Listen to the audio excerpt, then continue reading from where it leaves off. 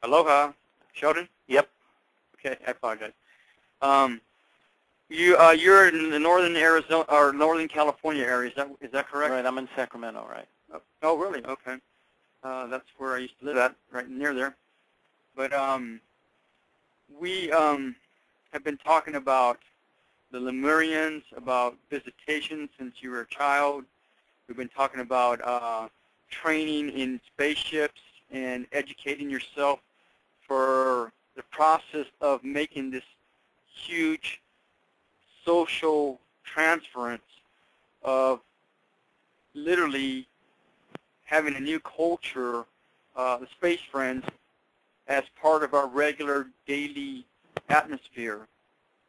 And we've been talking about angels. We've been talking about a number of things. One of the things that we haven't talked about, Sheldon, that I'm interested in hearing about is some of the beings that are here now on our planet that are recognized. Sai Baba, Maitreya Buddha, Karuna Mai, Amachi. What's your perceptions or viewpoints from all that? How do they fit into all this picture? Well, you have to remember that this is a spiritual development as well as a physical one. So what you have here with all those beings is that they are part of this process of waking up our spirits and preparing us for the greater process, which is to become fully conscious beings, which is when we can easily and without effort walk in both worlds, the world of spirit as well as the world of the physical. So they're part of this process. That's why we have a spiritual awakening on this planet as well as a great interest in space.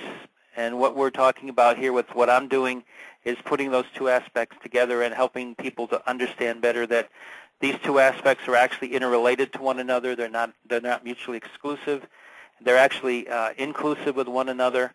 And so what we have to really then know and understand and accept is that this is, as I just said, this is a spiritual and a physical awakening. I like to call this the quiet revolution. It's a revolution in spirit.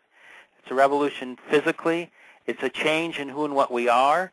It's a process of returning to the basic roots of what we are, which is being a fully conscious being, which, as I just said, is this being that walks in spirit as well as walks in the world of the physical. Because what we are is, to translate it from the Syrian into English, is physical angels. In other words, the angelic aspect of heaven that deals with physicality. And one of the things that we do as physical angels when we become that fully again is to be guardians of the physical world, which is the planets, the stars, etc. And what we do is we choose home worlds to live on, and star systems, or as we call them here, solar systems. And our job is to take those solar systems and to maintain them at the fullest capability and to know and understand the spiritual aspects of all of this and to use that to bring it all up, as I said, to its fullest potential.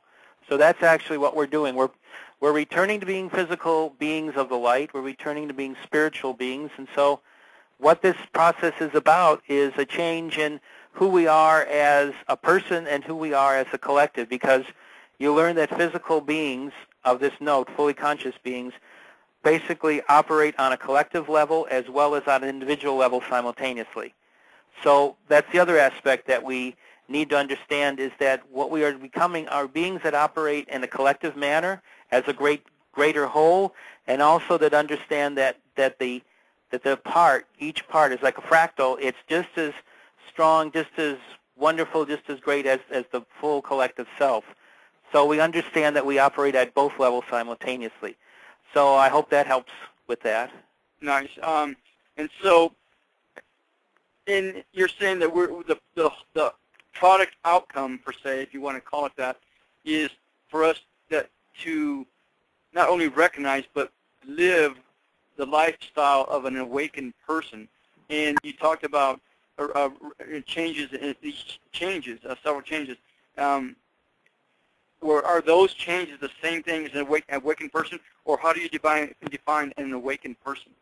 Well, a person who's awakened is a person who understands their spiritual aspects, who is working toward the light, and as they grow in toward that energy, they want more and more to understand the structure of it, and also just to accept the feeling of love that comes from understanding that structure. So it's a case of being intuitive on one level, and being able to understand what's happening to you physically on another, and understanding that those two different levels are actually interrelated to a greater whole.